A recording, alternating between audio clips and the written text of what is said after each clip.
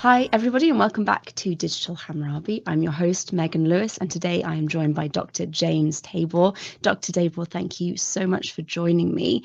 We are going to talk about the Dead Sea Scrolls because you have a course coming out very shortly with Myth Vision podcasts, and your course is on the Dead Sea Scrolls. So, to begin with, I just wanted to ask, what are the Dead Sea Scrolls? I'm sure many people know, but it's always good to start with the basics. That's right. Good to be with you again, Megan. It's actually Jesus in the Dead Sea Scrolls, so we'll get to that. But what are the Dead Sea Scrolls? They are a collection of manuscripts that are from 2,200 years old to 2,000 years old. So let's just say, since we're doing Jesus in the Dead Sea Scrolls, 150 years before the time of Jesus. And they were found in 1947 through 50. They were in caves around an ancient ruin called Qumran, Qumran. And we think they were the library of a sect of Judaism. Some people use the word Essene, but let's just say the people of the new covenant, because that's what they call themselves. And they're about 100, 150 years before Jesus. And the library contains three things: copies of the Hebrew Bible, which is really valuable because the oldest copy of the Hebrew Bible, I've actually got a printed one here, was this Leningrad Codex. This is the Hebrew Bible that you know well, and it about 1000 CE or AD. And suddenly we had copies, particularly of the book of Isaiah, because it's complete, that went back to maybe 2100 years before that. So that's a big thing. Also, other books like First Enoch and all kinds of apocrypha books. And then, most interesting, we have the writings of the group itself. And whether you call them Essenes or the people of the New Covenant or Children of Light, they had a variety of names for themselves. We can characterize them. So by the fact that we have their writings is just unprecedented. And some of them are very close to the time of the sect's formation. You know how in the New Testament you got quite a gap, anywhere from 40 to 100 years before you begin to get writings that are coming from the movement. Paul would be the earliest. He's probably 20, 30 years after the time of Jesus. One of the scrolls, it's called the Thanksgiving Hymns. There were 11 caves with scrolls, and one of them in cave 1, that we call it the Thanksgiving Hymns. We think it has about a dozen hymns, or they're sort of like poetic. They're not exact. They're sort of like the Psalms in that sense, but they're very personal. I think one of them might have been written by their teacher. So they had a leader, they called him the right teacher. You'll usually see it as the teacher of righteousness, but it really means the true teacher. Like there are all these teachers running around, but we've got the true one. And they believed that he was a prophet like Moses. So when you're reading the scrolls, particularly the ones after the teacher arrived, some are before he came, looking forward to a Messiah coming, and others are after he came. They speak of him in such laudatory terms, not divine, but the one to whom God has revealed all the mysteries of his prophets, of his will. So they think he's the final revelator. They think they're at the end of the age. So it's an apocalyptic messianic group, very much like the Jesus movement was 150 years later. So that makes it really interesting. I mean, we don't have anything from Pharisees and Sadducees except later traditions. So to have a library of about 800 volumes, not complete, some are just tiny fragments, but representing that many volumes coming from this group, it's just unprecedented. And people couldn't even believe it when they were discovered. One of the objections was, well, things could not survive that long in the Judean desert down by the Dead Sea. Yeah. Do we know how the scrolls were used? Were they used for teaching or for worship or something else entirely? Well, the scrolls really differ depending on what you're talking about. Obviously, the copies of the scriptures, as they would call it, were used all the time by people who were reading the different texts of the Bible, and they had multiple copies, sometimes different versions that don't read exactly the same. That makes it really interesting to compare with our very late tradition of the so-called Masoretic texts, the one I held up, the Leningrad Codex, because you can compare the readings, and you'll often hear, well, they're just about the same. Our Bible's okay, don't worry, as if it's like, whew, so glad we got it. And yeah, exactly. But you know what? It's the same, meaning if I'm reading Isaiah, I'm reading Isaiah, and it has the same kind of divisions. But individual readings, there are thousands of variants, like just like the New Testament. Bart Ehrman's done so much on this. People always say, yeah, but basically the letters are probably the same. And you say, well, let me show you 25 or 30 places where they're not the same and it reads very differently, and we're not sure which one is right. And that's the same thing with the Dead Sea Scrolls. There's my favorite, I wrote some of these down, and I have a whole lecture in the course on that question. What about the Dead Sea Scroll Bible? This one is really interesting. It's from Malachi 3 in the English Bible, and it's this famous passage that is quoted at the very beginning of Mark. Behold, I send my messenger, and he will prepare the way before me.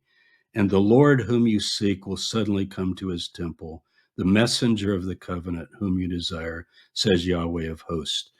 So Christians love that. It's John the Baptist. He's preparing the way of the Lord who becomes Jesus, and so forth in later readings.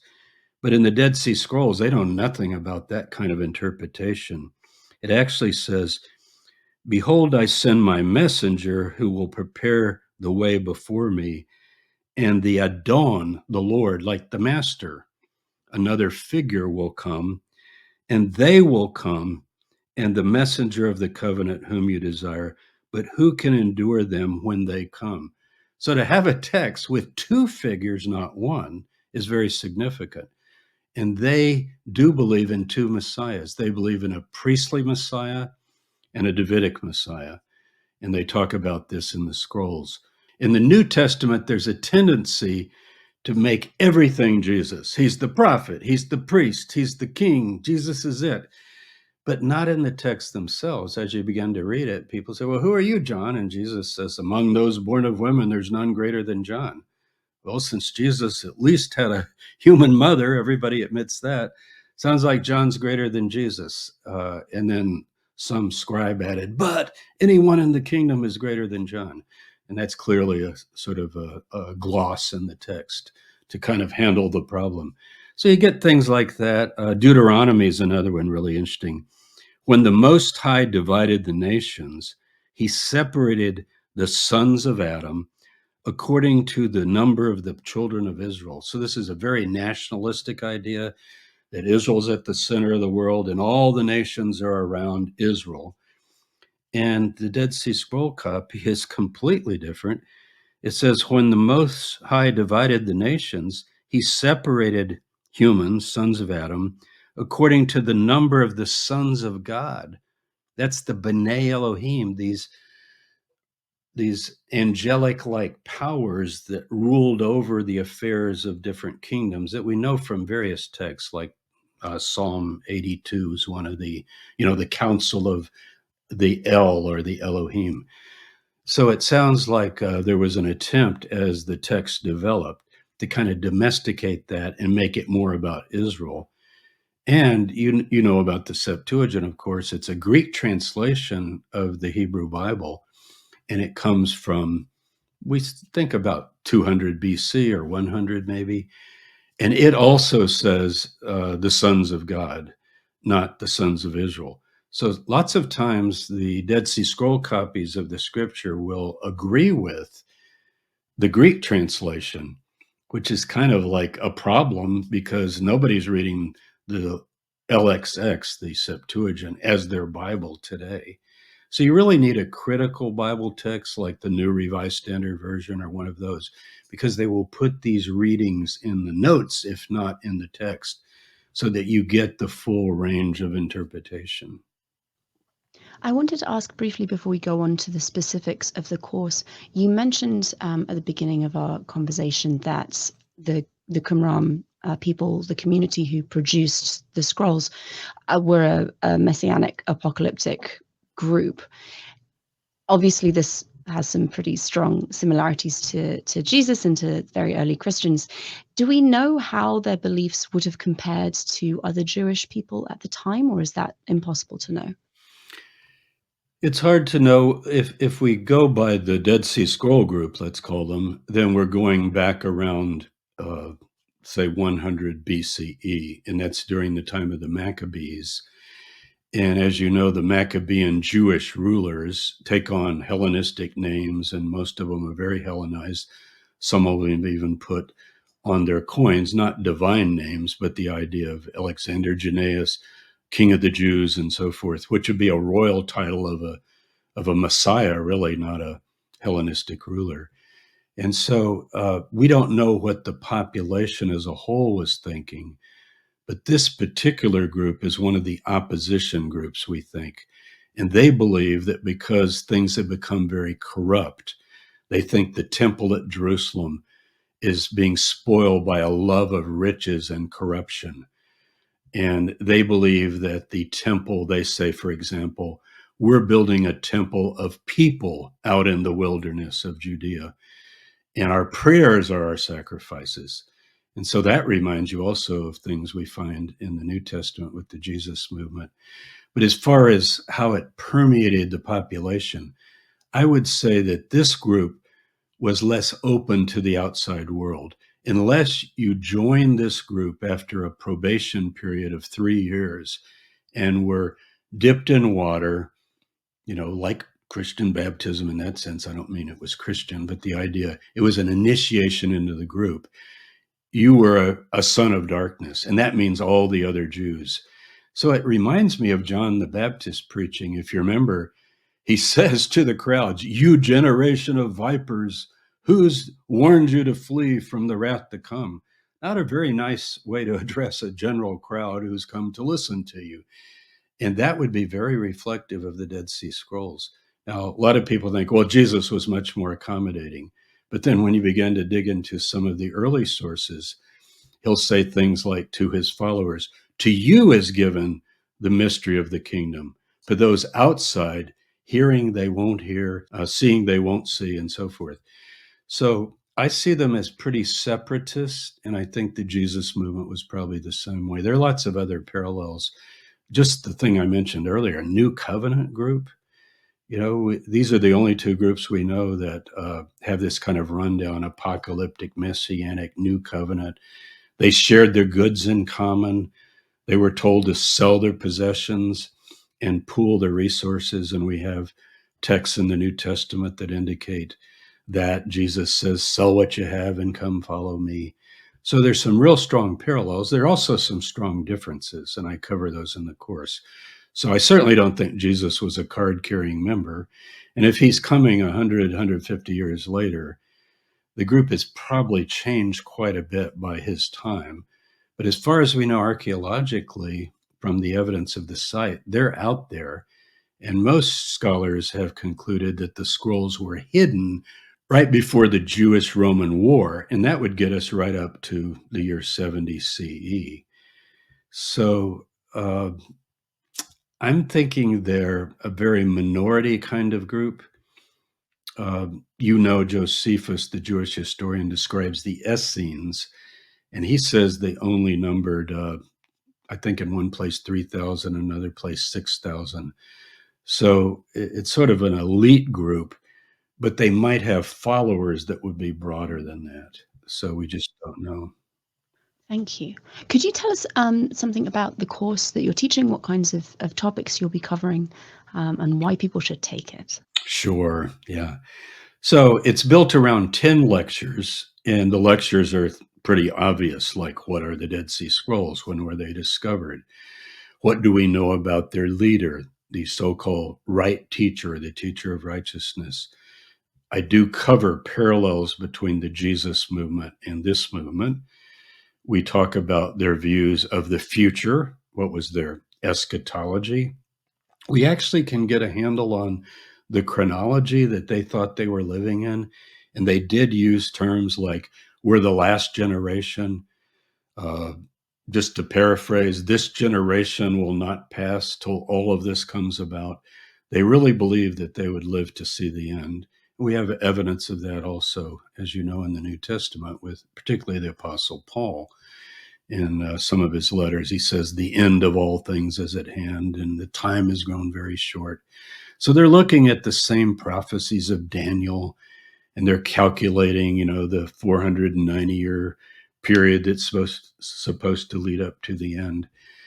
And so I cover all of that. I already mentioned the Dead Sea Scroll Bible. What is that all about? And then many would not realize that I've got here, when I started graduate school, let's see, this was the book I used for the Dead Sea Scrolls. That was in the 70s. And this is the book we'll use today. It's like 600 pages. We can't cover it all, but we cover a lot of it. And we try to do a survey of all of it. So why did it grow so much? Well, 40% of the Dead Sea Scrolls were not available to scholars in general, to the public, like in English now, like this volume, until 1991. And so I have a lecture on what's in those unpublished Dead Sea Scrolls.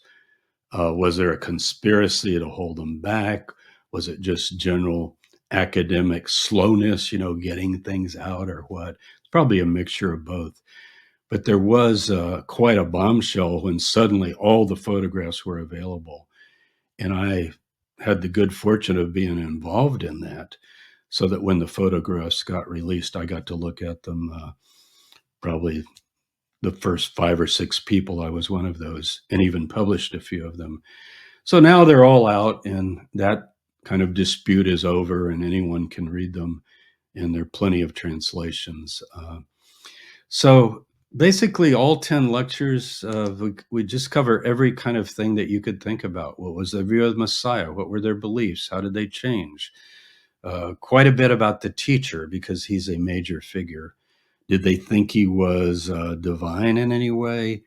There is a text that seems to say that they believed he was taken up to heaven and seated with God, which would remind you of passages in Enoch and the New Testament.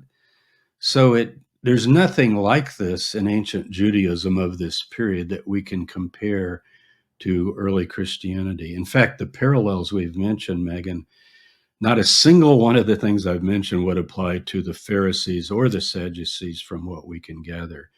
Like, they weren't messianic, apocalyptic. We're the people of the new covenant. Our teacher, our rabbi is the prophet like Moses. We don't get any of that. And so to find two groups 100 years apart, 150 years apart, depending on when you want to start the dating of the group, and that they're so parallel.